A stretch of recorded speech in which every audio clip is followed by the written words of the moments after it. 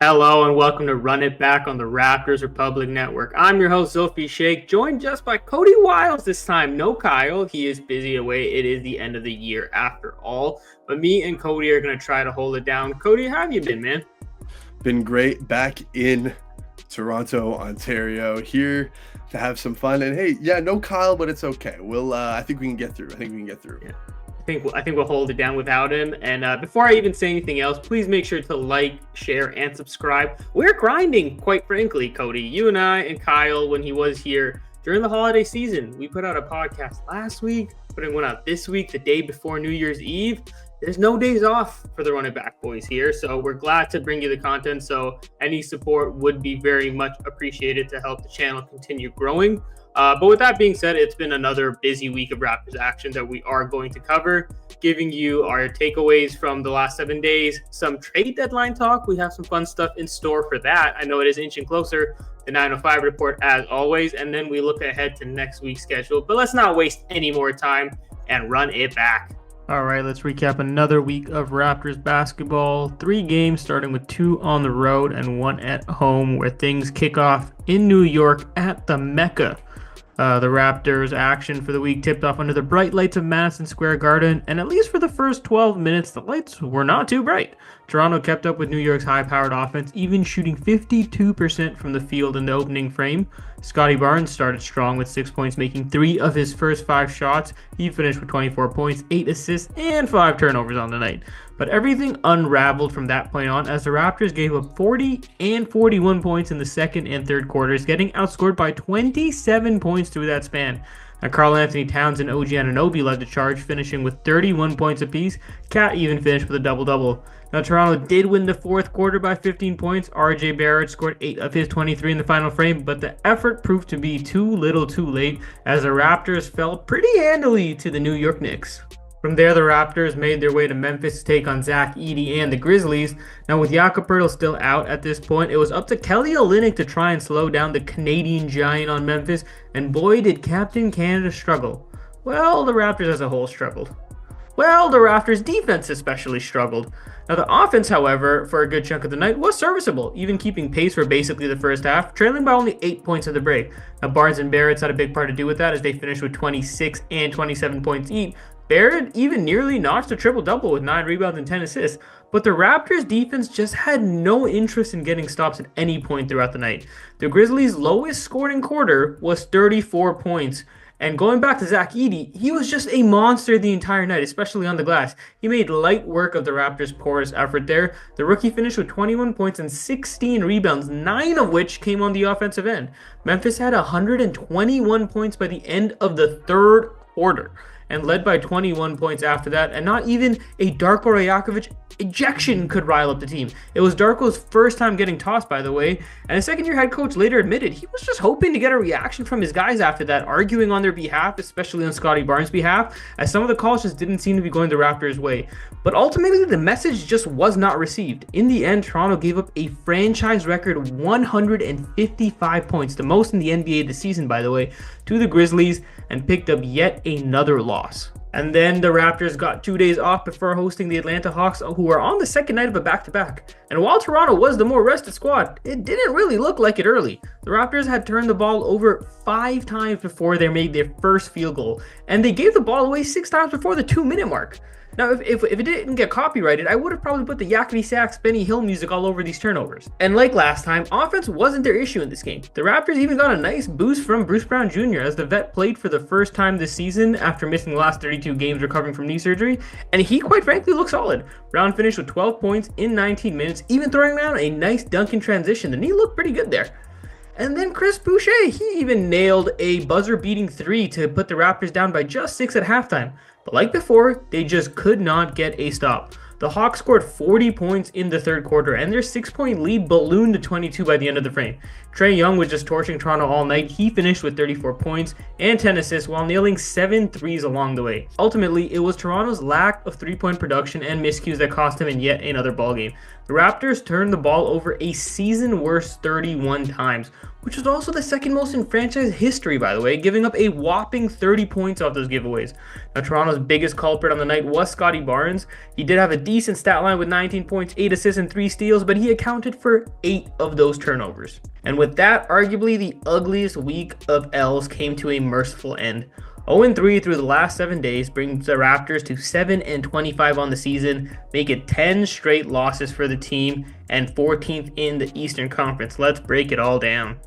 All right, Coty. Another week of basketball is in the books, and not the prettiest hoops, that's for sure.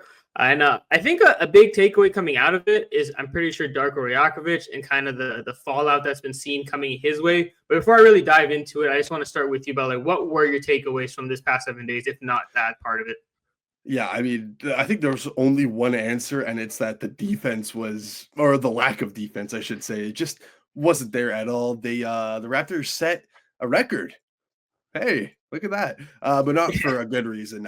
Most points allowed in a 3-game stretch in Raps history, 430 over 3 games. That's wild. It's also 140 on average. Like, I understand that, today's hoops are played at a faster pace and the 3-point shot and all of that, but my goodness, that's a lot of points. So yeah, and I believe it was the most ever since 1991 by the Denver Nuggets. So absolutely no defense being played by the Toronto Raptors this week. But I mean, yeah, I think 155 to the Grizzlies the other day, which was the most ever as well. So I mean, to me, that's the biggest takeaway, and I think it sparked a lot of conversation, I feel. Yeah, it was a record-setting week for the Raptors in many ways, just not any of the ways you want. And you gotta hit the nail on the head, Coty. I'm with you. I think the whole allure of the competitive losing is toast. Like, I get it, the against the spread Raptors was fun and everything, but you can only lose so many games before it starts wearing on you. And we're clearly seeing the strain of the rebuild kind of starting to weigh on this team. It was funny. Last week I said it looks like the competitive fun is starting to buckle a little bit. Well, the wheels have fallen off the wagon this week. Like, after those 3 games, the defense, like you said, has just been atrocious. 155 points to a Grizzlies team that, yes, very talented, yes, playing very well. You have John Moran, Zach Edey, Jaren Jackson. You didn't have Marcus Smart. You didn't have Vince Williams. You didn't have Gigi Jackson. Like, this Memphis team wasn't like the full complement of players that they even could have offered. And giving up 155 points to them and then 139 points to the Atlanta Hawks. Like, again, I get it. They can be fun on offense and they can be potent at times. Trae Young is no joke, but they are a pretty middling squad. And to give up 139 points, that's not even getting to the troubles they had on offense in that game. 31 turnovers, 6 turnovers in the first 2 minutes. And there's just some really sloppy basketball. If you go to Twitter, I put the classic Benny Hill music on some of the, the lowlights from that game, because that's exactly what this game was for a lot of it. It's not a good look for your franchise. And I don't think it's what the fan base wants to see, even if you acknowledge the fact that it's going to be a rebuild. It's not going to be pretty. And on the broadcast, Alvin Williams, I think, brought up a really good point. As easy as it can be to build good habits through these tough times, because yes, you put in an effort, you try to be consistent. Those things aren't necessarily easy, but it's easy to try to give an effort, right? Like, that's what your job is. But it's just as easy to build bad habits. And when you see the issues with fouling, the issues with turning the ball over, being sloppy with it, and then obviously not trying on defense, those are habits that can really quickly just become routine for this squad. And that's where I think a lot of the concern is falling. And that transitions into the topic that I think we really want to get into here, is how much of that does fall on Darko Rajakovic and his coaching staff. And I guess, Coty, I'll let you take it from there. Yeah, so it's been, I mean, that's all I've seen on the timeline is Darko this, Darko that. So let's just lay it out. Yes, they set more records for turning the ball over this last game against the Hawks as well. Most ever in a home game, 31. They almost had more turnovers than shots in that game. They only had 38 shots. Most turnovers committed in the first half ever, 17, and that one as well. So yes, they turn the ball over a lot, and this is just not even just this game. Throughout the year, they turn the ball over quite a bit, but that's a product of their offense, and that's what I don't think gets talked a lot about Darko, is what he's done to the offense. Like, they've been playing this way since last season, and I feel like it just kind of gets thrown to the wayside about the great stuff he's brought to this offense, because they have fully embraced this 0.5 Darko ball. They swing it around, they play fast, and it's generated a lot of good looks. I mean, at the start of the year, I think they had close to a top 10 offensive rating, I believe. I mean, Yeah. top 13, 14 for sure, something like that. So there's been good points. And if we're talking about Darko specifically, so okay, it is too early to me to have like the firing conversation, to put it bluntly. He's 32 and 82, which like doesn't sound the best. Not great. It's not great. But you got to think of how many different versions of this team this guy's coached. Pre-OG trade, pre-Pascal trade, post both those trades. Now this year's team with all the rookies, plus even more moves are going to be made in like a month. And there's been so many injuries to All key the members. injuries play a role, yeah. All of last year, I believe they set a Raptors franchise record for how many players played in a single season. They had the third most man games missed this season. We talked about it a couple podcasts ago. Their projected starting lineup has played like 4 minutes together ever.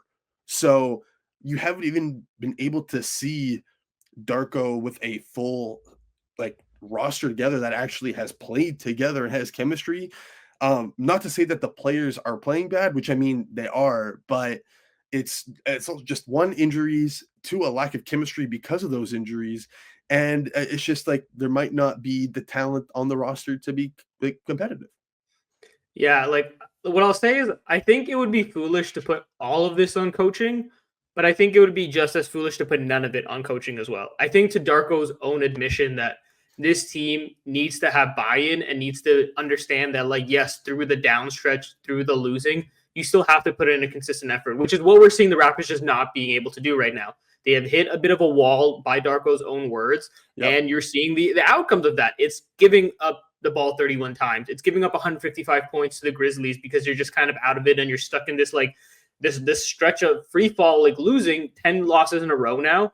And part of a coach's job is to find a way to snap his team out of that. And like that may not sound fair because like I'm with you, Coty. The roster just isn't built to succeed right now in today's NBA. We talked about it. The three-point shooting just does not exist on this team. Atlanta made 11 more threes than the Raptors in that game. You're just not going to win many games when a team makes 11 more threes than you.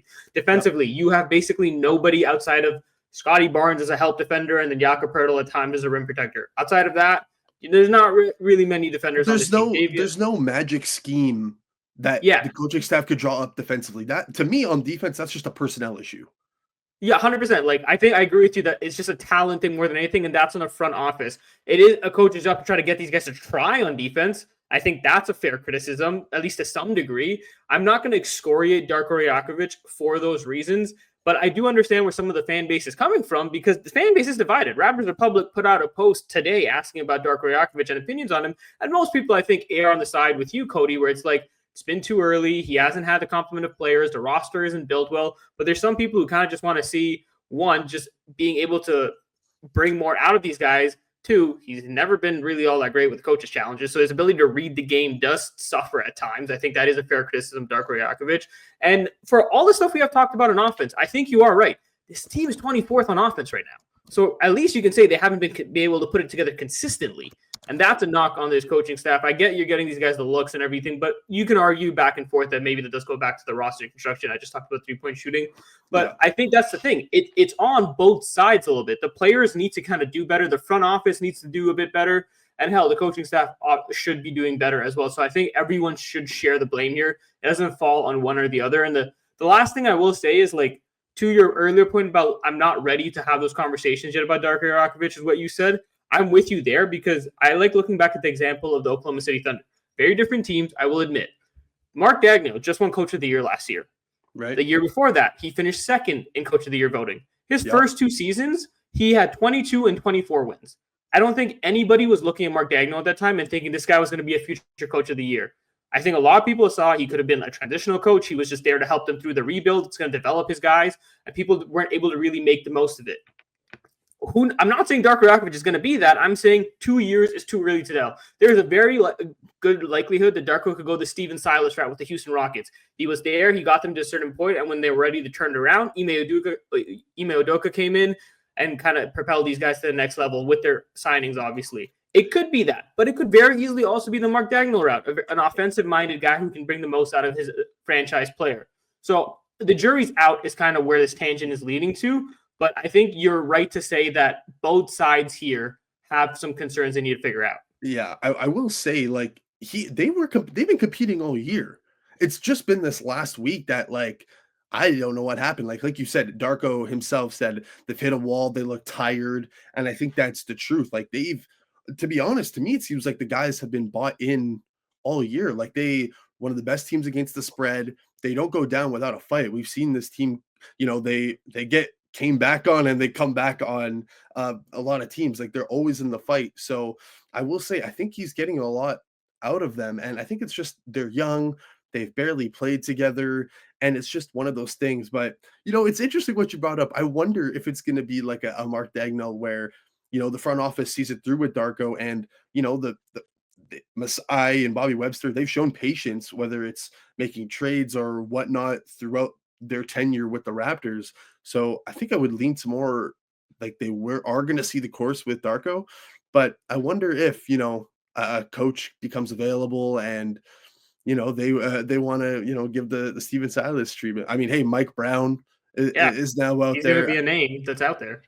So we'll see. But it's interesting that there's already this much talk about things don't go by quick. Hey, like just The nobody. NBA, man, the NBA. Yeah. It's so funny. Like the winning, like to that point, winning coach of the year seems to be a curse nowadays in the NBA. Mike Brown, Hey, 2 years after winning it, just got fired.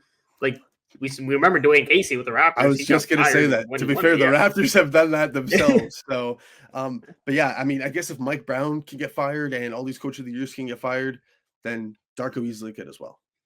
Yeah, like I think that's where it's coming from. It's a place of like today's NBA is just a lot faster. Things happen a lot quicker, and like to that point, there's a lot of talented coaches in the ranks that can kind of try to come in and change up a situation, especially if it seems like that the locker room is tuning out the coach. I don't necessarily think that's where the Raptors are at right now, but that is probably where a lot of this concern is coming from. When fans see a team going out there and getting pumped for 155 points, and then the coach has 2 extended practices right after. And then the very next game, the first 2 minutes of that game, you get 6 turnovers by that team. I don't blame people for being like, well, are they starting to tune the Darko Rajakovic out? Because clearly this whole extended practice, all this talking hasn't paid off or hasn't turned them around. But then it goes back to, well, is that on Darko Rajakovic? Is that on the roster construction? Is it on just the team needing to put in a better effort versus what the coach is trying or not? Like all these questions I think are valid. So it'll be interesting to see. But the end all be all is that right now the Raptors are stuck in a very ugly place and they have to figure their way out of it. Otherwise, this season is just going to bring up more and more of these questions. It doesn't matter if you're in a rebuild or not. No fan base is going to put up with 155 points a night. That's just not a thing. Yeah. It's I think it's a failure on all parts right now. 10 straight losses, my goodness. Just 7-25. Hey, tonight, if your team tanked, there's all the other 4 teams in the NBA who haven't hit double-digit wins are all in action. If they all win, or a couple of them win, hey, Raptors are making ground on. I did not ever think they would be in contention to be the worst team in the league by like almost the halfway point. I didn't see that coming at all, but alas, we are here. And they've caught up. I caught up in quotations to to the Washington Wizards. I think the Wizards still have 5 wins. They would have picked up another one against the Knicks, but it went to overtime and Jalen Brunson went off for 55. But yeah, the Raptors aren't that far off from the Wizards for bottom in the East now, which is again insane to say. But if you are a team tank, you're probably very happy looking at that. Look, the point is it's ugly. It's probably going to stay ugly. It's just how do you come out of this ugly stretch or this ugly season? We talked about the OKC Thunder. Those teams early in Dagnall's tenure were bad, like really bad. I looked through it. They were near the bottom of the league in defense, just as bad on offense. I think both those seasons, they had over 25 games where they gave up over 120 points. Like their defense was just awful. And even though you had a guy like Lou Dort and Shai Gilgeous-Alexander, who's a pretty decent defender himself, and some of the other guys. So the point is, like, it's going to look really ugly early on. And we have to understand that to a certain degree. Criticisms are fair, but it's going to be a bit of a wait and see and kind of how do they start building upon this. And that's the part we're at right now. It's like you've been punched in the mouth. How are you going to respond? Yeah, well, I guess we'll have to see, right? They, to be fair, those last 3 games, like they're in the middle of a big, long, like tough stretch here. They got a couple easier games coming up next week, so hopefully they respond. We'll see who's available. Now, all of a sudden today, at like maybe an hour before we started recording, all of a sudden Grady Dick's on the injury report now. RJ Yeah. Barrett's now sick. That illness has been going through the team. I think Jacoby Walter just came back from it. There was a couple Davion others. Mitchell is Davion, questionable with the illness as well. yeah, so it's people are just getting sick right now. Now Grady Dick's name is on the injury report. Bruno Fernando. I mean, I guess he wasn't playing anyways, but he randomly popped up in the injury report. It's getting to that time where maybe they're starting to lean into it a little bit, but as teams are, as a bottom tier team, you make trades, right? So I think You we do. wanted You to get get busy. into a couple of trades, and I cooked up a couple of trades for you, Zulfi. So I hope honestly tell me if I'm crazy, tell me if I'm off, but we gotta start with Bruce Brown, I think, right? Like he Yeah. just came back, 12 points. Honestly looked pretty good. I Yeah, so like ask, what did you think of it? It was his first game back. It was his season debut, to explain it for the people listening and who may not have been aware. Like you said, 12 points in 19 minutes. It took forever for us to get to this point, well over 30 games after offseason surgery and reconditioning, which no one exactly knows what was. But he got out there, played 20 minutes, and what did you think? as far as like first games go coming off of knee surgery, I don't think you could have asked for much more. I thought he competed defensively. I thought he was, it's tough to look good defensively last Yeah, night, but I actually thought he wasn't terrible, uh, given the circumstance. I think he was doing his thing offensively. He was moving the ball. He had that big tomahawk jam, which was cool to yeah. see him get up like that. Got a little hype. I kind of stood up, hype for Bruce. So, yeah, it was great. And I think all the talk has been that uh he's probably going to be moved, which I think we all kind of knew coming in. So I cooked up a couple of trades, both to one team, because there's some people out there who have been saying Lakers, Lakers, Lakers, Lakers. Yep.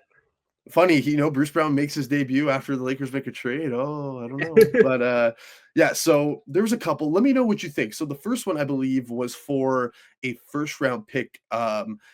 First round pick for Bruce Brown. And then there's some salary filler in there, Jared Vanderbilt, Gabe Vincent, and then maybe a flyer and Hood Shafino. So you tell me, Zulfi, do you think this is out of the realm of possibility, realistic? Would you want to see something like this? Do you think there's a better potential package? You let me know. Yeah, this one's I think this is a fun one. Yeah, it's also funny to me that Bruce Brown just came back. He had arguably his best game as a Raptor, and we're like, all right, let's look at ways to ship him off now. But that's just the state of where the Raptors are at. This one, I think if you're the Raptors, you probably do it, because I don't know how realistic it is that they're going to get a first round pick for Bruce Brown. I'm going to be honest. I just don't. He's on an expiring deal now. Yes, the Lakers could use somebody like him, but I think if you're the Lakers side here, it might be a bit too rich for them. It is 2029 first round pick, but LeBron's not getting any younger. You don't know what AD is going to be like at that point. And obviously, this team has already kind of moved a bunch of assets to make the deals that they have. You saw what the Nets got for Dennis Schroeder from them, a bunch of second round picks. So I'm not sure if they're going to be willing to, one, give up a first round pick just for Bruce Brown as is, but then you're giving up Jalen Hood-Schifino, who I believe is 21, Jared Vanderbilt, who's 25 and he's under contract for the next couple of years. Like Gabe Vincent, he just hasn't looked the same since he left Miami, so I'm not too worried about that. For the Raptors, that could be kind of a fun one. Again, a seasoned backup point guard. It was rumored. I believe it was rumored to come to the Raptors. What was that during his free agency? I think the Raptors were in on him. No, I think they were close to probably. Yeah, they signing, needed that. Yeah, from what I remember, that they were in on Gabe Vincent, I believe. Yeah, we know what their guard rotation was. He probably has more offensive upside, less defensive upside than Davion Mitchell, who was a restricted free agent, so who knows what his future is like with Toronto at this point. So that part could be interesting as a stopgap solution for the Raptors. Like, if I'm the Raptors, I think I probably take this, right? You get a first-round pick from the Lakers that you know can be probably pretty valuable in a couple seasons. You get two very young players that are, like, one cheap and two contract-controlled in Vanderbilt's case. So if I'm the Raptors, I take it. I just personally don't know how realistic this is. I don't think the Lakers would give up a first-round pick for Bruce Brown at this point.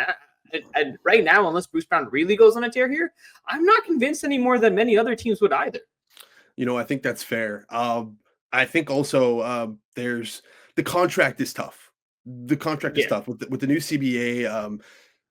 It just seems like teams aren't willing to I mean, pay up for that big contract. So maybe the first is a bit unrealistic. I guess like I didn't know what the feeling about Jared Vanderbilt was. I didn't know if it was maybe not a negative asset, but 4 years under that contract to me, like not like the Lakers would be getting off Jared Vanderbilt's money in this deal Yeah. to say, but I guess I kind of took that into account so it would free up. They get off of Gabe Vincent's money as well, so Lakers would free up money in the next season, next offseason, this offseason while giving up the first round pick. That was kind of my thought, but that's okay. Yeah. I don't know if he gets a first round pick either. I did cook up another one to the Lakers though, just because I was seeing all this Lakers talk, and this one, I don't know. I think this one might be. I like this one. I'm not gonna lie. So it's Bruce Brown, and you just mentioned Davion Mitchell. He is going to the Lakers as well. Gabe Vincent's back in there. Christian Wood, who hasn't played this year, I don't think he's going to play this year. I Yeah, could be wrong, but he's had a setback from knee surgery, and he's been out. Rui Hachimura and a second round pick. So I guess my thought behind this one was, the Lakers need a bit more because Gabe Vincent gave them nothing. So they need some more perimeter defense and just some perimeter ball handling. And Davion and Bruce can provide both of those. And then the Raptors case, the Raptors could use another 6'8", 6'9" forward to take on some matchups. And so they get Rui Hachimura, and then Vincent's just there for money-wise, and then they get a second as well. So you tell me, this is the one I was more happy about. You tell me if you like this one or not. I definitely like this one more than the other one, and I also think it is more realistic than the last trade offer. It's hard to tell because for the Raptors, like you are in asset accumulation mode, I guess, if you want to make any deal for Bruce Brown. So you do, I think it was like just 1 second out of it, right? Yeah, in this sir. one. Yep. So you get 1 second, so that's not bad. Rui Hachimura is interesting. I don't really know how much more of a ceiling he has. How old is he at this point, anyways? Like he's got to be like mid-20s, right? 6, I think. I'll look real quick. But I guess the main hang up for me and what I've seen pushback online is if the Lakers would actually trade Rui Hachimura. I know they prefer not to because he's 26. He's going to turn 27. I think they really like him too, and how he's fit around LeBron and that team. They are also, from what I gather, not the biggest team either. Like, and then giving up one of their taller forwards in this to get even smaller, I'm not exactly sure the Lakers would be all in for. But yeah, for the Raptors, it isn't a bad deal. I don't think it would be the type of deal they're trying to make per se. And not that I think the money is awful in this because Christian Wood's an expiring, Gabe Vincent's an expiring, but I do think it's like one of those deals where like, do you want to have that on your books anyways? Because it could it hinder you from a different deal? Because I don't think the Raptors are trying to be a one and done team at the deadline this year with just kind of putting all their eggs in the Bruce Brown basket.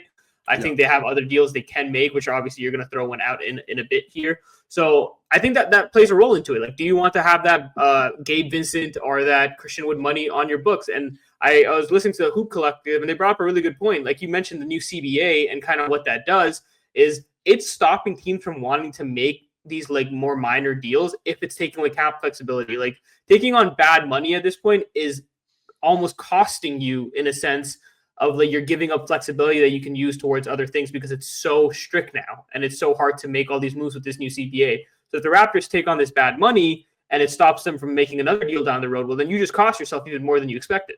I will say I think what they might do is they got about if they waive Bruno Fernando, which I mean they got till January 10th. No knowledge to this whatsoever. I would assume that's what's going to happen. That would be probably. that would be my guess just based on the playing time he's gotten. I think his contract was almost worth because I think they would have around 12, 13 million around there. Mm-hmm. Maybe rent out some of that cap space, or not the cap space, but rent out some of that money below the tax line for second round picks there, a second round picks here. I think that's the route they're going to go. While or they just take back a whole bunch of money in the Bruce Brown trade, which we'll see. But yeah, that was just what other teams do you think could be real? I'm kind of putting you on the spot with this one, but what other teams do you think could be realistic for Bruce Brown? Like I struggled to find even suitors other than the Lakers, like the Kings, but like I don't think that's the route Sacramento's going to be going in right now. Especially after like the whole Mike Brown thing. I think they just need to figure stuff out in-house first. Yeah, funny enough, the Pacers kind of were, but Yeah, I I mean, the don't know. Nuggets, even a team that already had him. Like again, to be funny, like the Pacers, the Nuggets could Yeah, probably use yeah, him. I think you're Uh, right. yeah, I don't know many other. I was gonna say Dallas at one point, but they've been kind of all right. Obviously, the Luka injury hurts them, so maybe that's again they're trying to kind of get another ball handler in the mix. So Dallas could be interested. Yeah, Yeah, there's not many specific teams, RS teams that seem as desperate to make a move as the Lakers. To your point, yeah. So we'll see what happens. I mean, we got about a month. The trade speculation is going to be crazy. I mean, so what do you think? Bruce Brown on the team after February? I think it's like February 9th, the trade deadline. By sixth, February, I think. oh, Yeah, 6th, yeah. So yeah. February 7th is Bruce Brown a Raptor? Yes or no? No, just no shot. I don't, I don't see why. Because like, do you like? We have to have learned from the Fred VanVleet situation, right? Not the same player, not the same contract, not the same context. Yes, but letting a guy go for nothing, I don't think is what you want anymore, especially while you were in the midst of a rebuild. If you were a competent franchise, you took a shot like you did with Fred. Houston came in with a crazy offer. Oh well, that happens. That's a reality of sports. But at this point, when you're rebuilding and an asset that you knew when you even picked him up from that Pascal Siakam trade that he was likely not going to stay, if you then lose that asset for nothing, I think that is a failure. I think you have to get something out of Bruce Brown and a guy whose contract is ending. I do not realistically see why he'd want to stay other than getting his cowboy fits off in Toronto winters for some reason. Like, I just don't know if the fit makes sense beyond that. So you have to get something of value out of him, whether it's 1 second round pick and that's it. It's better than nothing. Yeah, I guess the contract plays a negative part into it, but I think he could keep playing himself into maybe just a heavily protected first that turns into like, two, That'd be three, great. Yeah. or whatever. I think, I mean, maybe that's what happens because this one might go to the bitter end. Like this one might go to like trade deadline day with him just to get him as many games as possible and just squeeze, Masai. He's just going to try to squeeze every Yeah. last ounce of value. But there's more names on the Raptors that could also get moved. There are. We've talked about Jakob Poeltl before. I think that one's. I don't think that's going to happen. I personally don't want it to happen. I think you're aligned with that. Yeah. I think that's the smart way to go about it. And granted, they've looked bad with him, they've looked bad without him, but they look worse without him. So I think it's a smart move Yeah, not to move him yet. yeah. I think they're like 4-33 without him over the last 2 years or something Yeah, like that. yeah. I wouldn't rule it out, but I don't think it's going to happen. Kelly Olynyk is somebody who could get moved. I don't think there's any value there, but yeah. Captain Canada, play out the rest of your days in Toronto while this rebuild is happening. God bless him. He cannot stop a pylon right now in defense. It is tough to watch. yeah, setting him up there against Zach Edey and the Grizzlies was that's got to be like finable tanking. It's elder abuse, man. You're taking advantage of a senior citizen right there. Like, I'm sorry. Like, it was just crazy. It's criminal to put Kelly Olynyk out there against Zach Edey and Jaren Jackson. Like, it was just you're just asking him to have the worst game of his Raptors career, which he basically did. Yeah. So the only other one who I could feel could get something is Chris Boucher. So I cooked up this one to the Orlando Magic. They're having some front court injuries. Mo Wagner's now going to be out for the year with an ACL. Obviously, Paolo and Franz both have those oblique strains. I believe Wendell Carter Jr. is hurt as well. So for this could really be any team. I just use the Magic as an example. Really, I think maybe 1 second, 2 seconds, whatever you want to throw out there, plus like salary matching. In this case, is Gary Harris. I think Chris Boucher is worth a second or two, and I think somebody's going to take a shot on him. Just whoever needs big depth. He hasn't really shot at the best, but I feel like what Chris Boucher is. There's potential to space the floor. He's going to compete all the time. Maybe some secondary rim protection. Obviously, solid help defender with his length. So I think there's going to be a little market for Boucher. We'll see. He's in the final year of his contract, like you said. I think they should cash in while they can, even if it's for a second, and they have to take back more money. Yeah. So what do you think of that? Something little. It's a bit more of Yeah. I like the idea of making a deal for Chris Boucher. Like you said, he's in the last year of his deal. And with the Raptors, it's simple as like, you're not playing him consistently enough. He clearly still has more to offer. And whether he doesn't seem to fit your timeline. So let him go kind of see what's out there and give a team what they need. And I think the Magic are a team that makes sense for these reasons. One, you're right. He hasn't been shooting the best, but he is willing to shoot it. He is willing to space the floor. The Magic aren't a great three-point shooting team. Granted, they're just not a great scoring team right now, especially with all their injuries. So he could add something there, and he fits their MO. Just play hard, play gritty basketball. He's not a great defender, which isn't really what the Magic do. They're all really good on defense, but at the same time, they can hide him a little bit when it comes to that. But just giving 110% all the time is exactly what Chris Boucher is. And if you watch the Magic this year, that is exactly what they've been. Throughout all their injuries, they're still playing their butts off.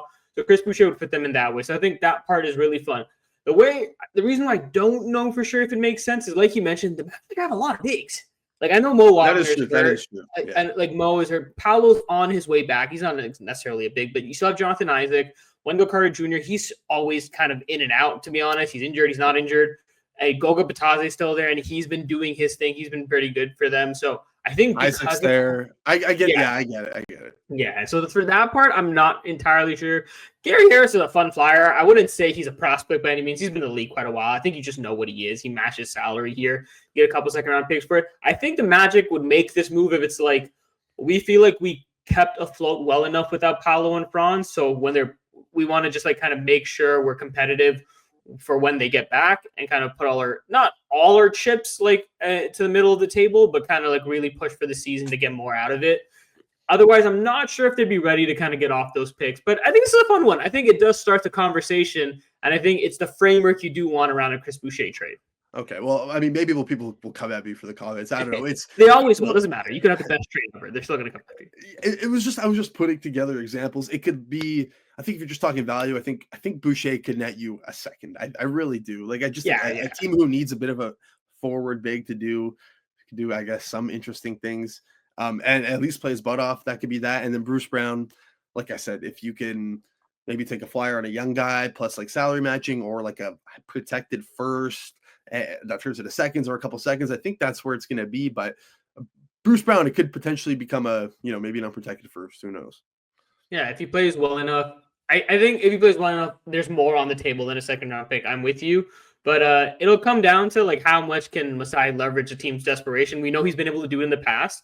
He's been able to really get the most out of that. But the interesting thing with Bruce Brown is the closer you get to the deadline, the less games a team potentially has with Bruce Brown, since he's going to be an unrestricted free agent after this season. So are you really going to pay that much for a possible rental? Who knows? That's kind of like the mystery of all of this, and part of why a lot of fans thought Bruce Brown should have been traded last trade deadline. But here we are. I think that's just what we have to deal with now. But this was fun. I think it's a good start for talks about trades. Like we said, we are inching closer to the trade deadline. It is still 2 months away, roughly. So we have actually a month or so away because it's already the 30th. Moving fast. But if people have other trade ideas or you just want to crap on those trade ideas from Coty, please let us know in the comments and throw your ideas. Maybe we start reacting to a couple of them. I know we had some fun with reacting to hot takes. Maybe we start reacting to trade takes. Who knows? We'll see what happens there. Hey, that'd be cool. Let us know. Let's want to get into the 905 report and some Raptors 905 stuff. All right. Fun basketball, actually. Some competitive basketball. I think that's a good place to take it, Coty. The 905, they started their regular season. I know some people who don't watch 905 basketball often are probably thinking, what do you mean? They've played 16 games already? Well, the first 14 games are part of the tip-off tournament that goes into the G League's Winter Showcase, an event in Florida to showcase all 31 teams, I believe, in the G League, and all front office executives are there to kind of look at the G League players, talk trades, obviously, and chatter amongst themselves. The Winter Showcase is now over, and it basically resets the schedule to 0-0. Everyone's record is wiped clean, and you start over for the last 34 games. And the Raptors' first week in the new regular season was pretty decent.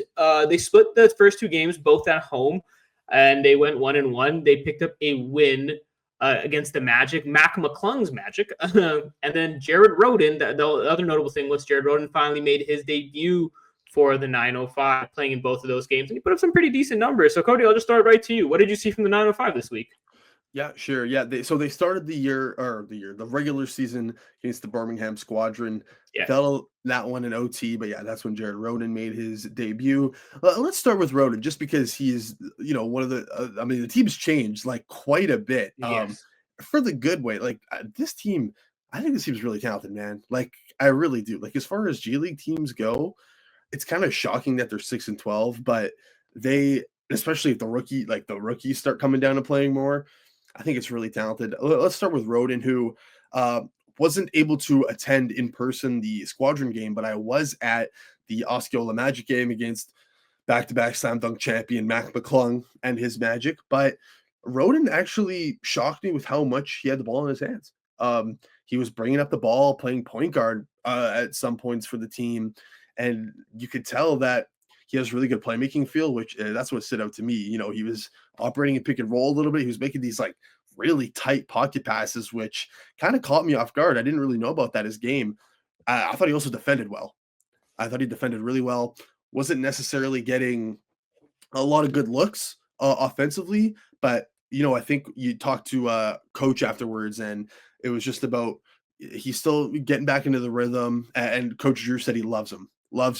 That's literally what he said. I love Jared Roden. So I think he's someone to keep an eye on. Like he was already on a 2-way contract this year. I think he's that level of player. And if a spot, you know, if a Jameson Battle gets converted or you know trades happen and there's roster spots open, he's definitely a name that they clearly wanted him. I think he's a name that could potentially get elevated. What have you seen from Roden? Yeah, I think I echo a lot of what you said, and starting with like the organization clearly wanted him. They had him in camp. They were planning to have him for the G League season, and then obviously the Hornets picked him up. Played 2 games with their G League affiliate, the Greensboro Swarm. He was awesome in those games, averaged over 20, and then he finally made his debut for the 905 once they had waived him, and the 905 picked him up. And I think he was good. Like you said, solid on both ends. He didn't like necessarily like stand out or really take over the game. But like you said, this team is really figuring a lot of things out right now. A lot of change with the roster, starting to get healthy for the most part, which is good for them as well. But I think what stood out to me, like you mentioned, was defense. He's a very solid defender. He's able to move really well on both ends. He doesn't really get caught behind too much, which I think is obviously good for a guard. I think that's super important. And I think that's kind of what I want to see more from him moving forward. It's just like finding your space, or finding your role rather on this team. I think that's a really hard thing that's been difficult for this roster is there hasn't been much definition in terms of roles. Granted, part of just G League teams and how much roster turnover is, that is a difficult thing to accomplish no matter like when you are playing. But I think that is something you still want to strive for. You saw it last year with the season when Javon Freeman Liberty was there. Like you knew what his role was going to be. Marquise Noel, when he was playing, what his role was. Moji, what his role was. You kind of had a bit of an understanding, not necessarily a pecking order, but how guys fit around each other. Right. And that's what I'm kind of hoping to see more out, like for him to carve himself with this team for these next 30 odd games. But I think beyond that, my biggest takeaway was they're getting healthy. Like I remember last year, that was a big thing for this team too. And when they came out of the G League showcase, they finally won a game. And the team, I still remember the team social media account tweeted out, they don't want to see a healthy 905 team, right? And that's kind of like what you've been saying here with them is like, it's kind of the same sentiment. This team, when they're healthy, they can be pretty damn good. Like they're a super talented squad. I think they really are. I mean, they also added Frank Kaminsky for the showcase. He's now with them. He had another double-double in the win. Almost a triple-double. He was one Yeah. rebound short of a triple-double. We got to talk to him after Osceola, and I asked him, what's it like being a 31-year-old playing with, specifically like, next to Orva Shamshe, who, hey, we're recording this on his birthday. Oh, yeah, he's 19 now. Big 1-9. And he said it was pretty shocking. But yeah, I think between those guys coming in, real quick on Roden, I found myself constantly comparing him to AJ Lawson. Just because similar positions, and you know, AJ Lawson has that 2-way contract. He's kind of where Roden was and wants to be. Yeah. And if I'm being honest, I really like AJ Lawson's game, but Roden's a way better defender. Like I think AJ Lawson isn't a great defender, very skinny, gets pushed around. Moved off his spot a lot, yeah. Dies on screens, just absolutely dies on screens. So he's getting put in a lot of actions and it's not working very well. I think Roden's a much better defender. I think he's better with the ball in his hands. Lawson has shown some ability to use his speed, and getting downhill, which is better than Roden's. That's where Lawson has the advantage and playmaking off of that. But Roden's just a more natural ball handler and playmaker. So I think Roden might be a bit more of a complete player than Lawson. They're both questionable 3-point shooters. I mean, I think Roden's proven more as a 3-point shooter as well. So I'm not trying to diss AJ Lawson by any means. I really like his Yeah. game. He pushes the pace, super athletic. But I do think Roden, I think there's a legit case Roden knocks somebody out of a two-way spot, or like I was saying, once moves happen or whatnot, that he gets a call up. Maybe Frank Kaminsky gets a call up if the Raptors want some big depth, even though he's 31 years old. So hard to see. But other than that, it's been they've looked better is the point, I guess, with these new guys coming in throughout the show. Throughout the showcase. Now with the regular season starting, they've put together two really good games. One of their best wins the other day against Osceola. Yeah, look, they went to overtime, lost by 3 points in the first game of the regular season. Then they won a game. They won their last showcase game. So that's 2 wins in their last 3, which doesn't sound like a lot. But when you win just 4 games out of your first 14, that is a drastic improvement, to be quite honest. And a lot of that is health and just figuring this team out. And like you mentioned, that is going to be what's going to happen here. Like, does a Jared Roden get more of that role where AJ Lawson is in, and how does that move back and forth? We don't know that because, quite frankly, the season reset is a reset for this 905 team because they've had to really kind of start over in terms of like what the rotations are going to be, how they're going to move stuff. Evan Gilliard got to start over Kennedy Chandler in their last game. And hey, it's not like Kennedy Chandler wasn't healthy. He played in that game. He was actually pretty good, to be quite honest, coming off the bench. So I think that's the thing. This Drew Jones and his coaching staff are like, all right, we have to figure out new schemes, new different rotations, and like kind of how we want to have these guys fit next to each other. So I think that's going to be interesting to see through these next couple of games how it goes. But the improvements there. Hell, against the Magic, they hit over 50% of their threes, which the 905 just really don't do all that often, kind of like the Raptors. So that is good to see. Yeah, and I guess to kind of just put a bow on the 905 talk, yeah, Gilliard, he's actually had some good minutes these last like 4 or 5 games. He's played He had really a well. really good game in the showcase, right? I'm pretty sure. Yes, he was really good. And he's popped off early in the year for like, I think it was like a 30-point burger. I think he had a 30 burger earlier. He's really fast. Like he pushes the pace like crazy. So it was kind of shocking that he got the start over Kennedy Chandler, but Chandler was really good. He shot one of his best shooting nights against the Magic. I believe he was 4 of 6, 20 points off the bench. So Yeah. be interesting. But yeah, Gilliard's put up some good moments. I know we haven't talked about Orwa Shamshay in this episode, partly I don't want to talk about him because I have a quick plug to put a bow on it. I have a video essay coming out on Orwa Shamshay in like the next couple of days. So You've been teasing this for a while, man. We gotta see this thing soon. I'm back in the great province of Ontario now, so I'm literally once we hop off, I'm putting it like I'm finishing the editing. Right. So we should be good. But yeah, a lot of he's had some ups and downs and maybe more down as of late, but he's shown some good stuff. So I'm excited I've done some hand track stats for that as well. So I don't want to give all the goods right now. So I'm excited to let the world see that one because nobody's covering them. And I think we cover 905 the best at Raptors Republic. Subscribe, like, comment, all of that. Look at that. Look at that. What a way to segue into our next segment. Coty, you're natural. We love you. We love your work. Everyone, make sure you check out Raptors Republic in the coming days for Cody's video essay on Orwa Shamshay. One of the brightest prospects on this roster, might I say, especially when it comes to the 905. But yeah, that does it for the 905 report for this week. Now we're going to go back to the NBA Raptors to talk about the next 7 days of basketball, and we're going to take a look at the schedule. And look, it's not going to get much easier for Toronto. The Raptors get back in action on Tuesday, visiting the defending champion Boston Celtics, and it has been confirmed RJ Barrett will not be available for that game due to illness. So yeah, tough sledding for the Raptors. But then Toronto does begin a 3-game homestand by taking on the Nets and Magic this week, and then the Bucks next week. But for now, we're looking at the Celtics, Nets, and Magic. Not the easiest schedule, I'll say that, Coty. What do you want to see from the Raptors in the next 7 days? Yeah, I think the biggest takeaway of the week was, wow, this defense is terrible. Like doesn't even look like they're giving a you-know-what at all. Let's see how they respond. They got a couple more days off here. They're going up against the defending champions. Like if you don't want to show what you have against the defending champions, like this is the team to beat right now. Then I don't, if the coaching staff can't motivate you anymore, you know what I mean?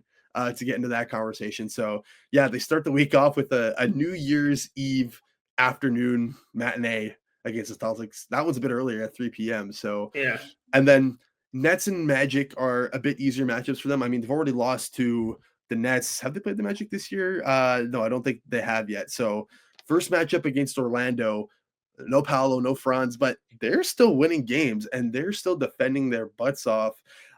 So I believe Suggs is now hurt as well. So Yeah, he got banged up last game. I don't know yeah, exactly what his status is, but he's definitely not 100%.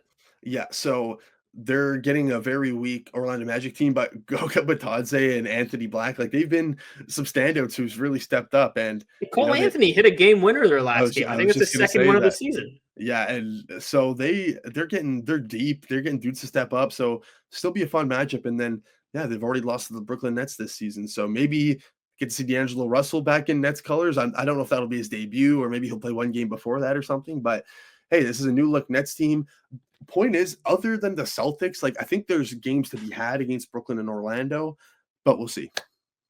Yeah, look, if the Raptors want to quiet down all these conversations about them struggling through this rebuild, things are getting ugly. Should you do this with the coaching staff? Should you do that? Should you move these guys? Are any of them for real or for not? Just show up against the Celtics. You don't have to win. No one's expecting you to win. Just don't get embarrassed. Like Yeah. you've gotten that out of the way. You played them once before, and you had a relatively decent game. You kind of showed that you know what the Celtics' strength was, just 3-point shooting. You're able to defend it with some success.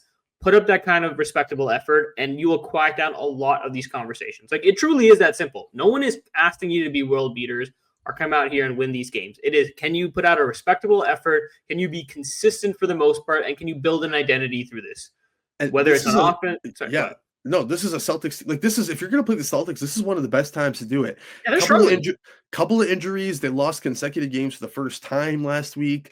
Have lost 3 out of the last 4. This is a like you're getting them probably at their weakest they've been all year. So Yeah. gotta come out. Gotta come out. KP's been in and out. I think Drew Holiday is kind of questionable as well. So this is, like you said, this is time to get them. And the one thing I'll add about the Magic is like, it's a different kind of way of don't get embarrassed because, like you said, Cody, this Magic team has fought through so many obstacles this season. Paolo Banchero, Franz Wagner, then his brother Mo Wagner, then all the other injuries in between, like Wendell Carter being in and out. Then you, like you said, Jalen Suggs. They have just fought and competed no matter what, and they're just a respectable basketball team. Like, look at them as an example, but you also should, like, you can't say the Orlando Magic or the Raptors big brothers. They're kind of the same age for the most part. They're around the same like style of team. Paolo, Franz, Scotty, RJ, all these guys are around the same age. I don't want them to look at the Magic as somebody to strive towards. Like, you should be closer to that than you are right now, quite frankly.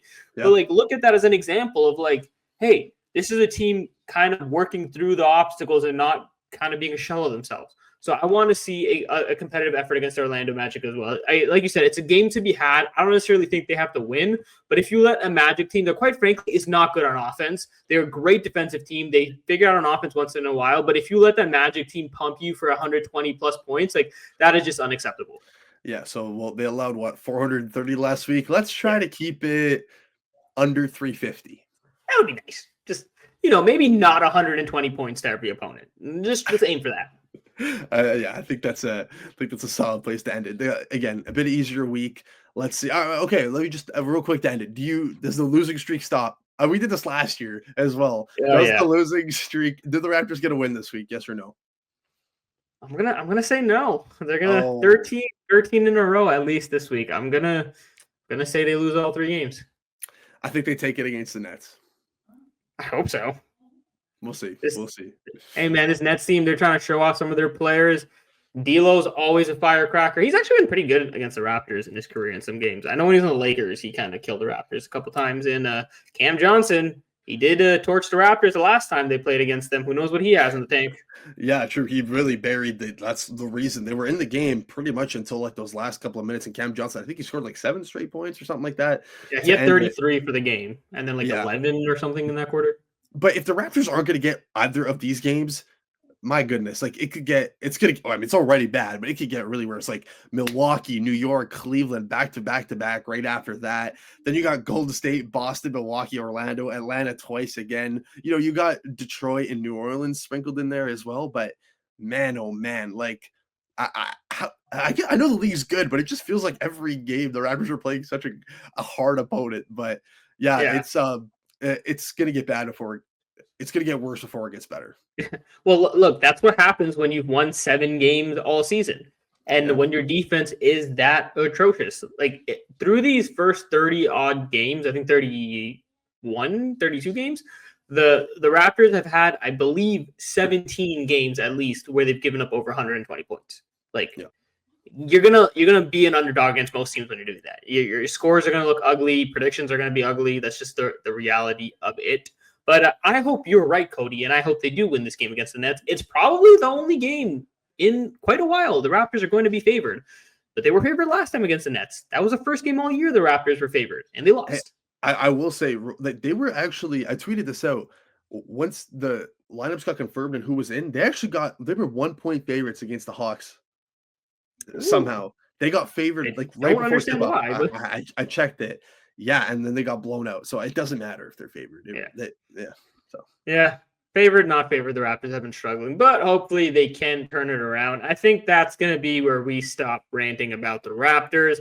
That does it for this week. We want to thank everyone for tuning in to another edition of Run It Back, where we recapped everything when it comes to Raptors basketball. We'll be back next week to recap all the action. But until then, make sure you check out the YouTube channel, subscribe, get your daily fix of coverage. Like Coty said, the best Raptors coverage there is, especially when it comes to the 905. His Ultra Sean Fit video essay is coming. There's another plug for you, Coty. But make sure you please support our work. Let us know in the comments what you thought about this episode. And have a great week, folks. And we'll see you next year. Happy New Year. Yeah, Happy New Year. Peace.